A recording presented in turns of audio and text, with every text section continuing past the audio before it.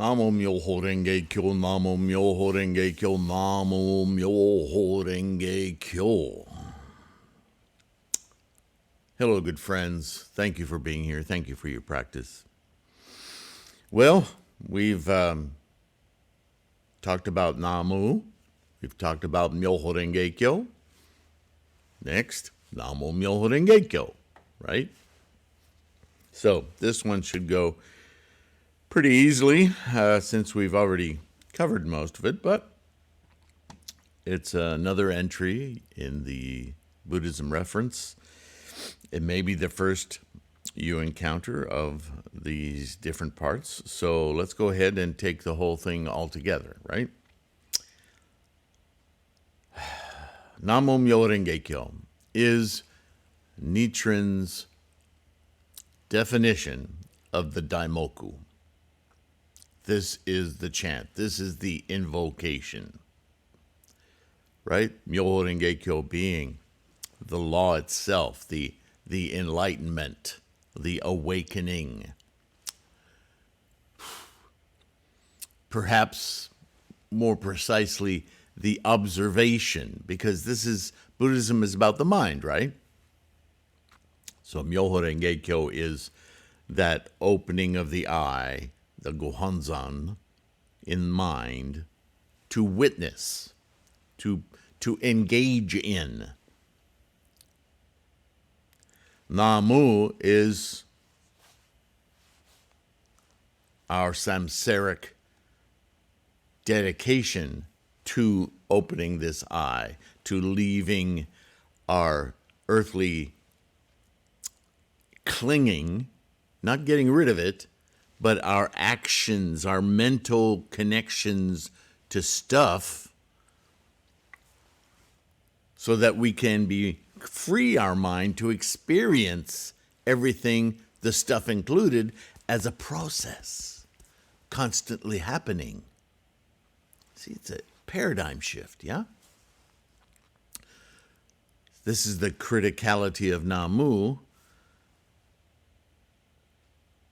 in our experience, our resolve to experience this higher mind state, a truer mind state, a mind state of engagement, moment-to-moment life.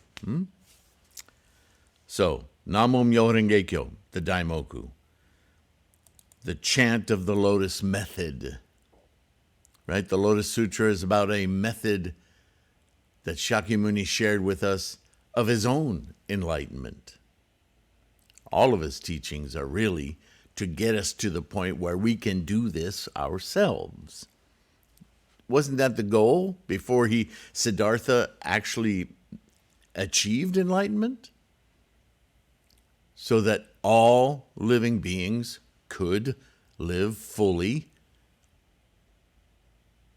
without holding themselves back via clinging, craving, anxiety, stress, yeah?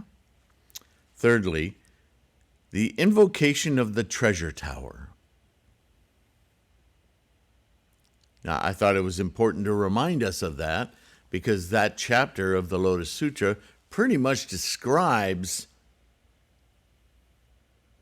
I would go so far as to say this, and some people might challenge me on this, but the first teaching, a voluminous teaching that Shakyamuni offered those few remaining disciples that he had at the time. I mean, it took him 12 years to get to this point. Was the Avatamsaka Sutra, right? The Flower Garland Sutra. In Japanese, Kigan. You may have heard that. And if you read that sutra, and, I have a John Cleary translation of it. It's fascinating. I encourage all of you, if you like cataloging information, I mean, that's what we do as human beings, but that whole book is so incredibly hyperbolic. The definitions of everything are just tons of words to try to describe one little experience, like the flavor of things on the tongue.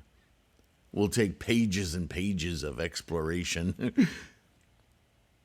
I mean, you can read in it the ebullient excitement of someone who has unlocked this Gohanzon mind, unlocked this engaged perception of life as it's happening without associations and possessions and encumbrances. And this is a silly anecdote, but I was reminded, I had the unfortunate experience decades ago of a broken jaw. And so my jaw had to be wired closed for like 3 months. It felt like a year, but I don't remember exactly now. Anyway, long time. And I was eating everything I could eat through a straw because I just had this one little hole that I could feed myself through. And food got really, really boring. And I remember the day I got my jaw unwired. And I had, this is going to sound silly, but I just wanted some peanut butter on a piece of bread. And I took a bite of that peanut butter and bread, and my mouth exploded in just the experience. It's like I was shelling peanuts with my teeth and gums, and I was like a little kid with, I didn't, but it felt as though I could have had peanut butter all over my face. You know when a little kid enjoys their food and they just got stuff all over their face? That's how it felt. It's just, wow, peanut butter. I know it's a ridiculous example, but reading the Avatamsaka, trying to get into the mind space of Shakyamuni as he was teaching this sermon, his just boundless, all the words are cliche. Just these expressions of just amazement and you could imagine his disciples at the time going, "What in the hell is he? I'll have two of whatever he's on." Yeah, they must have thought he's okay. He's finally lost his mind. I've told you this before. History records that he only taught that sermon for a couple of weeks. And I think it occurred to him, he looked around and saw everyone look at him like he was from another planet. He thought, well, I'm not doing this right. I mean, I've spent 12 years, 6 of them on my own, digging and going through so much metamorphosis in my mind to finally get to this. I'm shortchanging my followers here, my disciples, my co-practitioners. I need to kind of walk them through the process so they can get there along with me. Which is, the story of the teaching, his lifetime teaching, right? Slowly raising the capacity bit by bit of his students so that they could then, when they realized, see this amazing truth for themselves. Well, the Lotus Sutra is that ultimate teaching. And it's starting to rain. They may get loud. I hope not, but I'll just continue. So in the Lotus Sutra, the apparition of the treasure tower, it's a wonderful chapter. This is where, and I'm sure Nichiren was inspired by this as well, because he uses it a lot in his letters and treatises. this renge, this aha moment, when it appears, the apparition of the treasure tower, when it appears in the mind, this Gohonzon door that opens, the opening of the eye, that perceives this amazing re-experience of reality. A reality not bound by ownership and possessions and stress and me, but a reality that is everything all at once right now, happening. I'm in it. What a shift of mind, yeah? And the treasure tower is a pictorial storytelling description of this ceremony in the sky, yeah? The very ceremony that I have proposed in what video is that? Presence at the Butsudan? That I propose that when we dedicate some time, sit ourselves in front of our Butsudan and mandala, and we prepare to chant or recite, this is the mind space we should put ourselves in. We are about to reveal this renge, this incredible insight into life, right?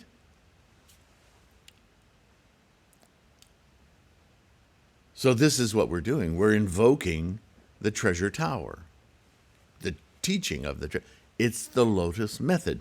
NaMuMyoHoRenGeKyo. Okay, fourth, resolved to opening the Buddha eye. Just taking it a step further, same analogy, yeah? All right, so let's get into it. What did I write in here? As the definition of Namu will explore, and we already have covered that, the initial two characters of the Daimoku are a commitment of determination to the invocation of Buddha-ness, right? We already covered that. The title of the Lotus Sutra, NaMuMyoHoRenGeKyo, is the very essence of the Lotus method for self-enlightenment, as I've already discussed. Described repeatedly by Nichiren, character by character, the context of any discussion where the characters of the Lotus are discussed, the various interpretations of the complexity of these characters varies and encompasses the entirety of Shakyamuni's lifetime of teachings, also discussed. To simplify, without degradation, I offer the most direct definitions for each character whilst reminding you again that all at once, these characters combine to encompass the entity of the engine of life. Right? This is what we're engaging with, this very engine. So here we go. Myo, the unfathomable potential within all life, energy itself. See the engine of life. Ho, the constant manifestations of potential inherent in all phenomena, moment to moment, never static, arising, abiding, decaying, and extinction. Right? See karma for more depth of discussion on whole. Ren and Ge together represent the moment of enlightenment. Right? The lotus flower blossoms and spawns spores at exactly the same time. In other words, each moment is birth, death, birth, death, birth, death, birth, death. Moment to moment, instantiations of potential. It's a visual representation of this same concept. It is that aha, that insight that suddenly changes the way you think. Yes? Renge. The aha, the apparition of the treasure tower, the mind of Gohonzon, the penetration of awareness into the flow of Buddha-ness. See the engine of life formations expressed, moment to moment. There it is again. Renge, the treasure tower. The apparition of the treasure tower chapter is about this Gohanzen opening eye happening in the mind.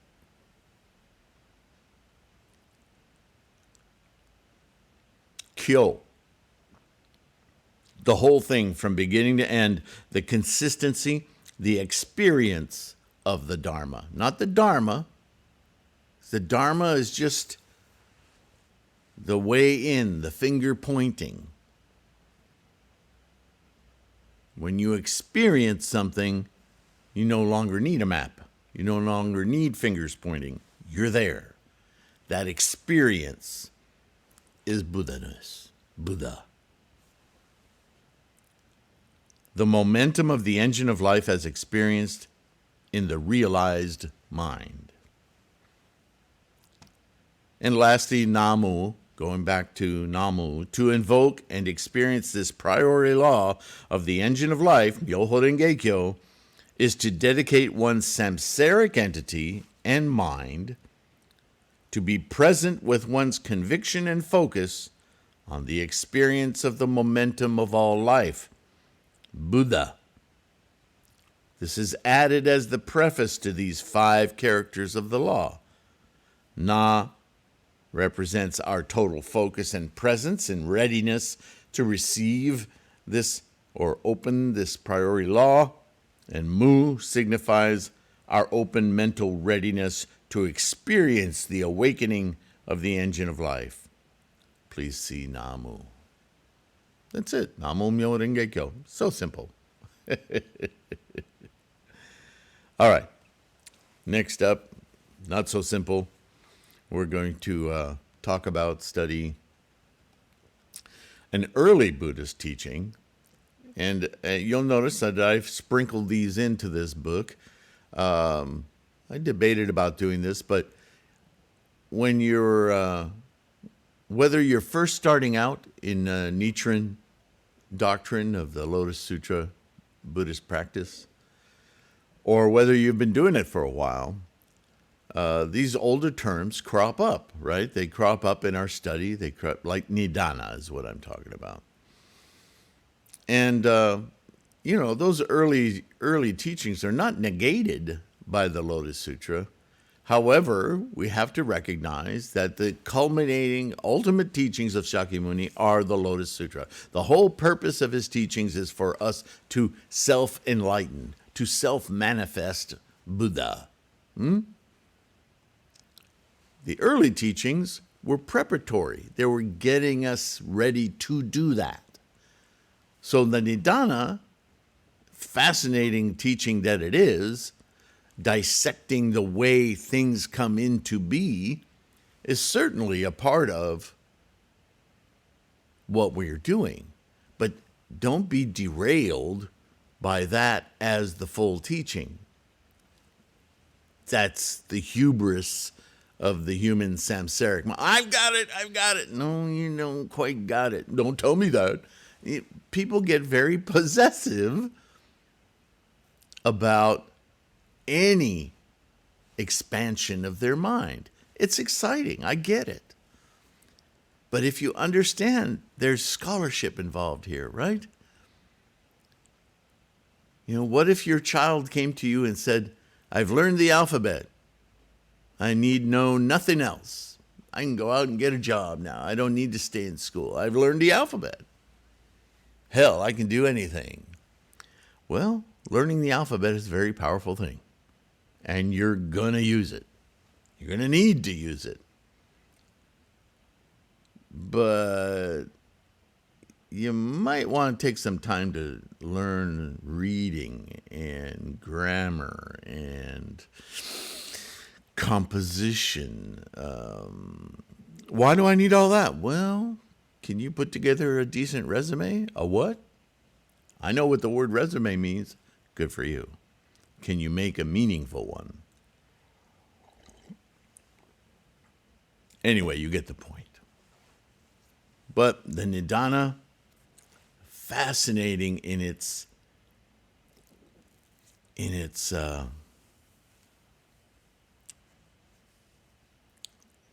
what's the word? Dissection of the way our physical universe comes together. Where is the physical and the mental in the foundations of the universe?